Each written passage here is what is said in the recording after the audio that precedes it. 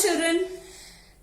Children, in the previous module, I had explained you the poem The Lake Isle of Innisfree, which was a wonderful poem by W.B. Yeats. Hope you all enjoyed it.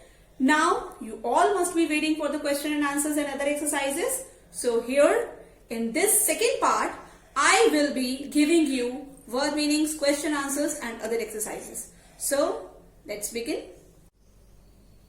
Children, let's start with the word meanings first. First is Innisfree. The Lake Isle of Innisfree is an uninhabited island near the coast of Ireland. Wattles, sticks woven together to make fences. Glade, an open area in a forest. Cricket, a small brown insect that produces a rhythmical chirping sound. All a glimmer, shining softly. Full of linnets' wings, full of flying linnets, means songbirds. Lapping, gently striking the shore with a soft sound. In the deep heart score, in the depths of the heart.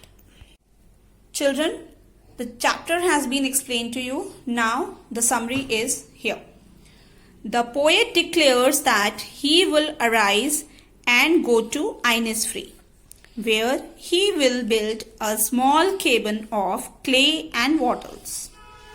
There he will have 9 bean rows and a beehive and live alone in the glade loud with the sound of bees.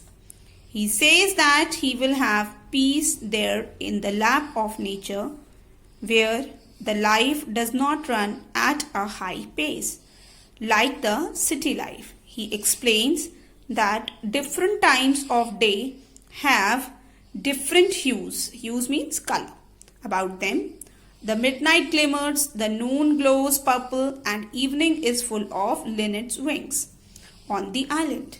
Even when he stands in the city amidst the land din of the frantic urban activity, he hears the sound within himself in the deep heart's core. The next exercise is explain the meaning of these lines from the poem. And the first line is, for peace comes dropping slow, dropping from the vales of the morning to where the cricket sings. The explanation is, the given lines indicate that peace of mind can be slowly acquired from the natural surroundings. It is peace that comes dropping slow from the vales of the morning, which means that the poet feels peaceful in the lap of nature. In the peace of a dewy morning, the phrase to where the cricket sings indicates a peaceful place where one can hear the vibrant sounds of nature, sounds such as the songs of the cricket at the time of dawn. Second question is, there midnights all a glimmer and noon a purple glow. The explanation is, the poet describes Innisfree as a place where the mornings are with dews and cricket's songs, midnight glimmers and noon glows with purple hue, and evenings are abuzz with linnets' songs. Now we have question answers, children. The first question is, what are the things that the poet wishes to do in Innisfree? The poet wants to build a small cabin of clay and wattles.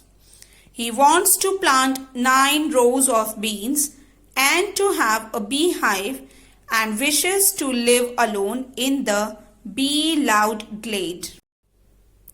Now question number 2 is, how does the poet imagine life to be in Innisfree? And the answer is, the poet imagines Innisfree as an ideal place of peace and solitude. Solitude means loneliness.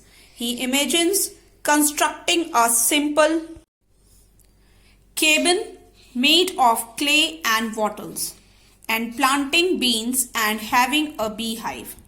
He imagines a life of solitude where the only noise will be the buzzing of the bees. He also pictures a lake and the sound of lapping water. Question number 4. How can we say that the Isle of Innisfree has a deep influence on the poet's mind and heart? The answer is, Innisfree is the place where the poet had spent his childhood. He thought that when he would go there, he would attain peace of mind through the music of birds and the purple glow of the noon. It is not easy to attain peace of mind in a city life. Even when he was standing at the pavements, he could hear the lapping of water in the lake. So, we can say that Innisfree has a deep influence on the poet's mind and heart.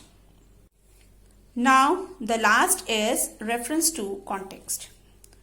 While I stand on the roadway or on the pavement's gray, I hear it in the deep heart's core. The first question from the context is, what does it in the second line stand for? Answer is, it refers to the lake water. Second, give the noun form of the word deep. It is deepness or depth.